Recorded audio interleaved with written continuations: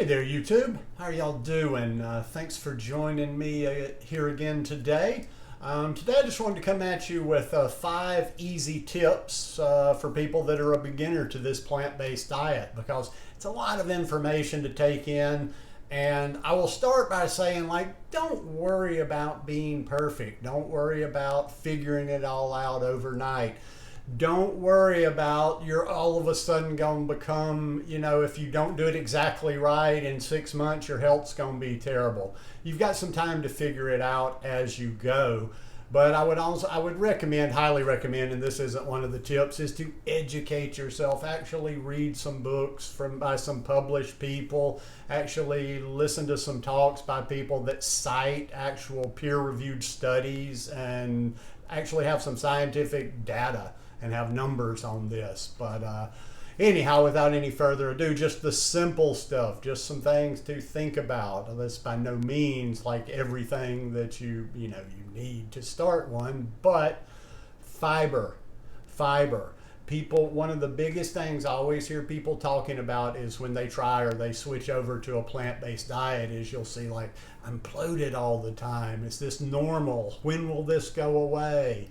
I don't know if I can do this. And a lot of people stop eating like this simply because they get bloated, and they just don't kind of understand that if you're not used to, and I know most of the US is deficient on fiber, probably the world as well, but if you're coming from a place where you're not used to eating a lot of fiber, and you probably jumped in and maybe you ate like I do, or like a lot of plant-based people that have been doing it for a while, yeah, you're going to be bloated because your body is not used to that amount of fiber in there. Even certain things, like a lot of times bloating, when people say, oh, I can't eat beans just, oh, no, they do it to me, or I can't eat cruciferous vegetables because they just bloat me really bad. And also too, let me just make a quick disclaimer here. There's always going to be exceptions. There's always going to be conditions, certain people that just don't tolerate things. But for most people, it's just about ratcheting that fiber up little by little. You eat more and more over time. You add a little bit more. Your body gets to where it adjusts to where it's used to that fiber. And before you know it, all that bloating goes away. But if you're having bloating, maybe kind of play with that. Back off a little bit off the fiber and, add it. Add it in little by little. And especially, like I say, if you're having problems with legumes, beans, anything like that, or with broccoli or whatever, just add a little bit. Eat sometimes, as far as broccoli goes, I've heard of people just eating a tablespoon at a time, or adding a couple of tablespoons to their salad. So fiber, got to get that. Variety is key. Too many people find a certain thing, or find they eat this, or they'll follow somebody's plan that's kind of more like a diet, and they just don't get enough variety. You should be thinking every day, all these different colors. I mean, I can look at my table over there, and right now I've got beets and lemons and red peppers, and I've got a purple cabbage, and I've got a cucumber, and I've got some sweet potatoes, and I got bananas, and I got a papaya, and that's just outside. In my refrigerator, I got a lot more. So colors, variety. That variety is key, because if it's your first time, you'll hear me talk about this a lot, about the gut microbiome. The more different plants that we're adding to our gut microbiome on a regular basis, that strengthens us, that makes us healthier, that makes our immune system stronger. And also too, when you're getting a wide variety of a lot of different foods, you're more likely to get all the nutrients that you need on this. Too many people focus, have a very narrow window of things they eat, and they just they're missing out on some of the nutrients that we need to be getting. So definitely eat that rainbow, eat as many different things, mix it up. Colors. Another one is this, from the very, very beginning on a plant-based diet. Minimize working towards eliminating processed food, and don't be overly literal when I say processed food. Sometimes you get some lies asked, it's like, well, it's processed if you do this. Okay, yes, if I make a banana and kale smoothie, that's processed. It's gone through my Vitamix, or there's other things that are. But what I'm talking about is that food out there that's full of sodium, full of saturated fat, full of oils, full of all kind of chemicals that we probably, or I can't pronounce anyway. And these things are just not benefiting you. And then some people, but they're plant based. They just try to go like, if it's plant based, it's okay. And I'm not here to judge anybody's plate, but a lot of those things like that, they are just kind of like to get you started, maybe kind of start transitioning you over, like all the fake meats and whatever. That is not something you're supposed to be making a regular part of your diet.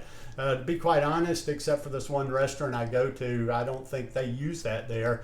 But I don't know that I've ever had any of that stuff. But I would just say, like, just make that your goal more and more and more to eliminate that processed food and go for whole plant foods, just like the things I just told you, like fruits, greens, vegetables, sweet potatoes, quinoa, brown rice, legumes, just all those different types of things, whole foods, real foods, not something that comes in a package and you do this and you put it in blah, blah, blah, but real food, stuff that comes out of the ground or off of a tree.